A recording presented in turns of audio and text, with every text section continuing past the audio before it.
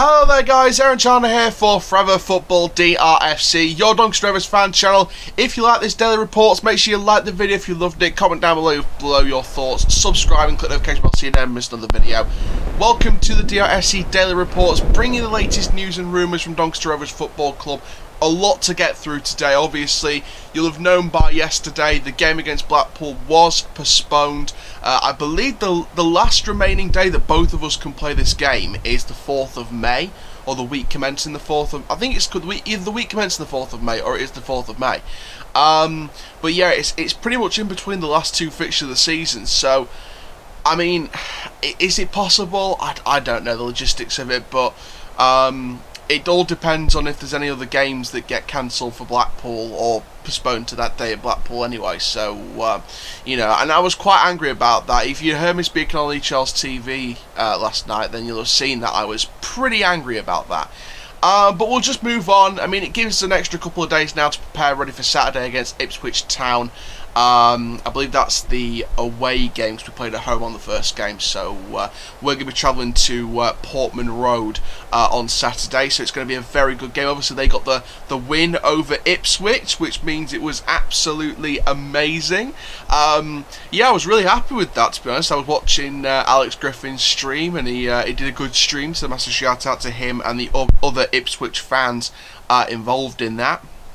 But yeah, we are away at Ipswich on Saturday the 27th of February. It is a 3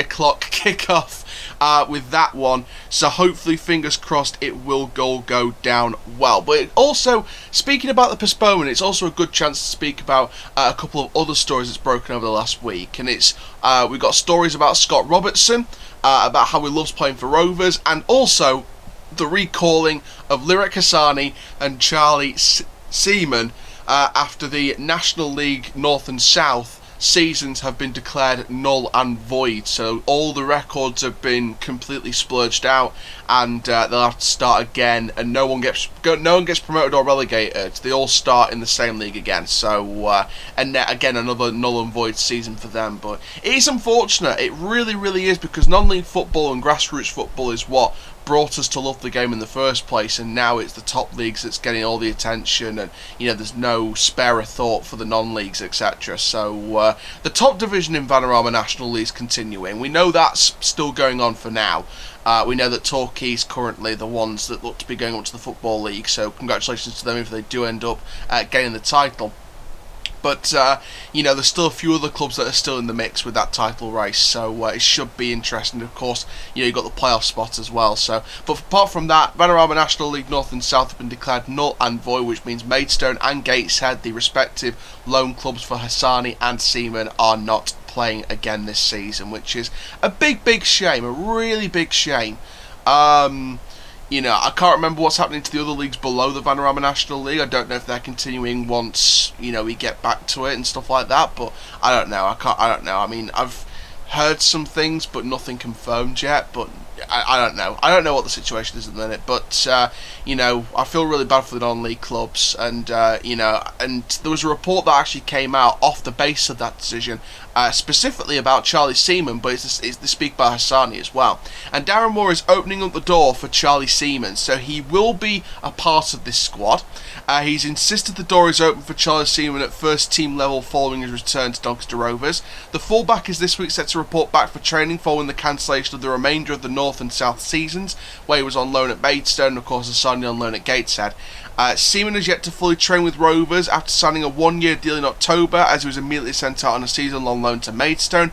He did take part in a successful trial period prior to signing his contract, and that's why I think it's good that he's been given the door to return, because he definitely he's trialled with the club before. He knows how the club works, so it's great to see him come back. And of course, you guys that have seen the channel in recent months, we've spoken to him on the channel and on the Daily Report series when he sort of signed with the club and been loaned out to Maidstone. So we've spoken with Charlie. He's a wonderful guy, really nice guy on and off camera, and I can't wait to see him play in a Rovers shirt, hopefully by the end of this season. And of course with Hasani, a young up-and-coming defensive holding midfielder, and Seaman, an attacking winger and full-back, or a wing-back, either way, winger, full-back, wing-back, he's a very attacking and defensive player at the same time. So again, It's 2 extra bodies that'll fit well into rotating the squad with the tough scheduling coming up. So basically we've got 2 or 3 free Tuesdays left this season, and of course the 4th of May one I think is included in that, which could be now the Blackpool game, so we'll have 2 left. So very, very, very tight scheduling for the rest of this season because of all the postponements and cancellations and having to reschedule games because of COVID cases and things like that. So it's been very, very hard in every club, and I think 2 extra bodies in the squad will be good if we do get any injuries to our other players. So Darren Moore says he will look to bring in the 20-year-old to speed up quickly to get him ready to potentially be part of matchday squad. Now, his official statement to the Free Press was, it's good for him because he did really well on the trial period, and we just thought we could send him somewhere and keep him ready. It'd be good to see him, the condition he's in and where he's at, and get my hands on him. He knows a bit about us, but he'll get into us over the next few weeks and learn what we're all about. So we're probably not expecting him to see him compete in the season by at least the end of March, towards the end of the season. Between March and May, or end of March and May, we'll hopefully sort of see where he'll fit into this matchday squad when we need him. And of course, with him as a right back as well as a left back and wingers on either side, I think he'll provide competition for Brad Halliday. I think if Halliday sort of needs to start improving his performances, don't feel quite isolated in that position. Halliday's been great this season, but there's a couple of times where he has dipped compared to other performances. So this will provide some extra competition to him, to Reece James, to Cameron John, because of course he plays left back, and to the wingers as well. Josh Sims, John Taylor, Jason Aquilo, Elliot Simoes. There's a lot of competition in those positions, so he's going to provide some extra competition and that extra attacking intent, both defensively and in the attacking positions. He said, I look at him and know he can show the versatility and play in 1 or 2 positions. And that's the reason why we got him. He's an exciting young player. He's versatile, and that's exactly what Darren Moore wants for this squad. Now, of course, he also said, I'm looking at him and thinking he could possibly play, but before he does that, then I want to put him in a few scenarios in training and see how he handles it if he's called upon at first team level. He's a natural left back, and he played at full back and on the wings during his time with Maidstone. And he says also returning to Rovers this week will be Hasani, who saw his loan spell at Gateshead cut short after the National League North was cancelled along with South. He said he's disappointed for Lirek, but he'll come back into an environment he knows and understands. He'll know what is expected of him when he comes into our environment. He's back in and back ready to go all again after he gets the all clear from COVID-19, which we think will be later this week.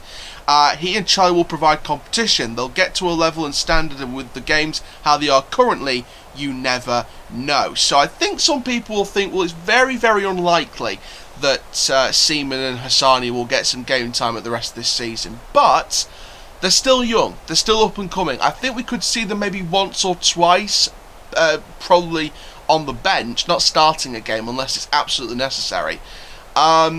And I do believe personally that I think we'll hopefully see them once or twice by the end of this season, and I think it'll be an interesting scenario. So very exciting stuff there. The fact we've got 2 extra bodies to help us, and I think that even though our game got cancelled against Blackpool, Peterborough's gone top of the league, Lincoln and Hull dropping points, Portsmouth I think only just got the win over Oxford, and we've got loads of games in hand on all these teams. So there is no reason whatsoever why we can't compete for top 2 still. No reason whatsoever. And I've seen some people on social media think, well, I think it's Lincoln City to go up, and then it's between Hull, Donny and Peterborough to see who gets second place, and of course who gets the third and fourth places with Portsmouth, and whoever gets the last playoff place. So I think that's a realistic prediction. I mean, I think with 10 games to go, I'll probably do like my end of season predictions, looking at the table, who's realistically to go down in all leagues. I'll look at all 5 leagues, including the Vanarama National League, so we'll have a look at that as well. And it's going to be interesting. It's going to be a very interesting scenario as to see when Seaman's going to play and obviously Hasani's going to play. Finally today then, we've got a report from 67hailhail.com, which is a lovely name for a website, and that is on Celtic youngster Scott Robertson loving his Doncaster Rovers spell and setting out his main priority. So the article officially states, exciting Celtic talent Scott Robertson has stated that he's loving life with Doncaster Rovers as he gets his teeth into his second loan spell of the season. Robertson mysteriously came back to the club after spending the first half of the campaign with Gillingham, managing 18 appearances for the Gills according to Transfer Market, yet after being recalled by the Hoops, he was sent out on loan just over 2 weeks later to rivals Doncaster Rovers, which, to be honest with you, since he's come into this team, and I'll speak more about it after I read the article, he's been brilliant. He's slotted in really well in that midfield.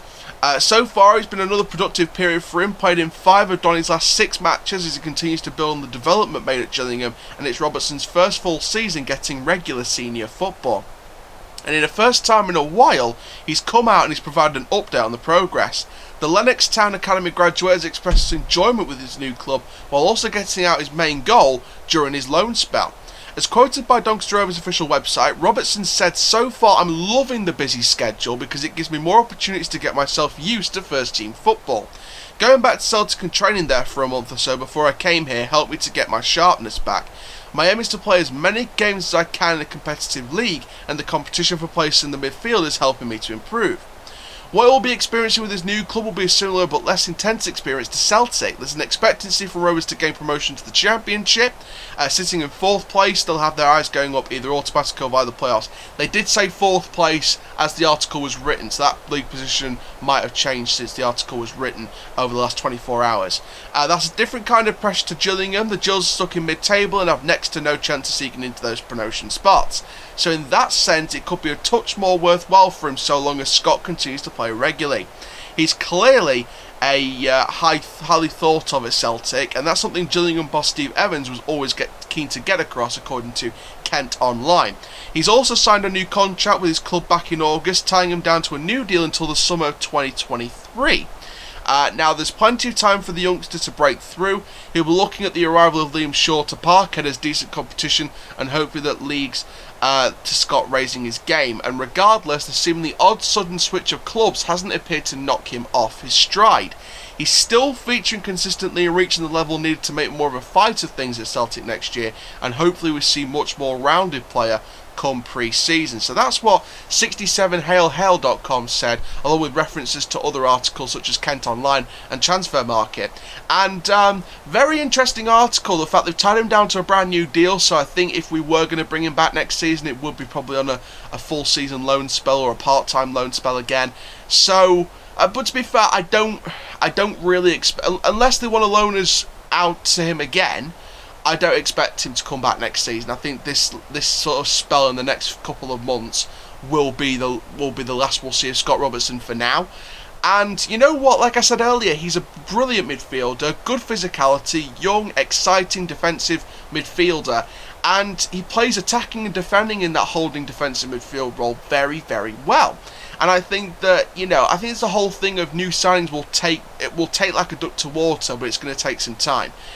But I think Robertson's really edged it really, really well. He's put in some great performances since he's come into the Rovers setup. And I think that this is good practice for him going into competing for a place at Celtic. Obviously, Celtic aren't going through the best of times right now. They've just released the statement today that they've parted company with Neil Lennon after, I think, 18 months in charge, or just over 18 months. So Celtic at the minute are looking for a brand new manager. Of course, Rangers are, I think, 7 points away from the title in the Scottish Premiership, so if they win their next 2 games and Celtic win their next 2 games, and I think those two play at Parkhead, and I think that Rangers then have to beat Celtic or get at least a point against Celtic to win the Scottish Premiership, and that, my friends, that will be embarrassing for Celtic if they let Rangers beat them. If they win their next 2 games and Rangers win their next 2 games, it all comes down to Parkhead, Rangers v Celtic. Rangers get a point, they're champions. Celtic win, they survive the embarrassment for now, but Rangers will eventually, in my opinion, Rangers will eventually win the title. Stephen Gerrard's done a wonderful job with Rangers against the Celtic and getting involved in the Scottish Premiership, etc. And Rangers, in my opinion, back to glory. And Celtic are going to have to go for a different strategy now. This is where the future of Scott Robertson comes into effect, because, again, this also ties in with the money we could get if we're promoted to the Championship, if we want to buy Scott Robertson. Yes, he'll be competing for a place long-term at Celtic. It said in the article, tied down to a new contract, the summer of 2023, he's competing for a place in the Celtic team in the next few years. But what if the next manager at Celtic comes in and he doesn't want him at the club? What if they don't feel like he'll be breaking through and they want to give him more first team football on a permanent basis? They don't want to waste his talent out there. Could the new Celtic manager request that they sell Scott Robertson? And if they sell him, us, maybe Gillingham as well, we'd be first in line for him. We'd be one of the first in line for Scott Robertson, as well as other clubs as well. And I think if Championship clubs are going to be in for Scott Robertson, if they do decide to sell him in the summer, despite the new contract, I reckon we could get Scott Robertson up to full. And to be fair, it's not the first time we took young talents from bigger clubs. Cameron John from Wolves, Lakilo from Crystal Palace. We convinced Josh Sims to do a second loan spell and maybe a permanent free deal in the summer, rather than sell him in January for cash to QPR in the Championship. And QPR are in an alright position in the Championship. They're not bottom of the league, but they're not playoff contenders, so they're not mucks. We've convinced them not to sell to teams like QPR and things like that. We've brought Josh Sims back for at least a second loan spell, maybe a free transfer in the summer. So our recruitment team can work miracles. There's no question of doubt about that. We can work miracles. And, John Bostock, again, wonderful transfer from Toulouse. We can convince Celtic, if they're going to sell Scott Robertson in the summer, if the new manager comes in and doesn't want to break him through, we could get him. We could absolutely get him for the money that depends what kind of money they're asking for. We could negotiate with them, and we could be the recruitment team that makes Celtic go, okay, they had a good loan spell at Rovers, you've given him first team football, you've made him compete for a place, you've kept him competing.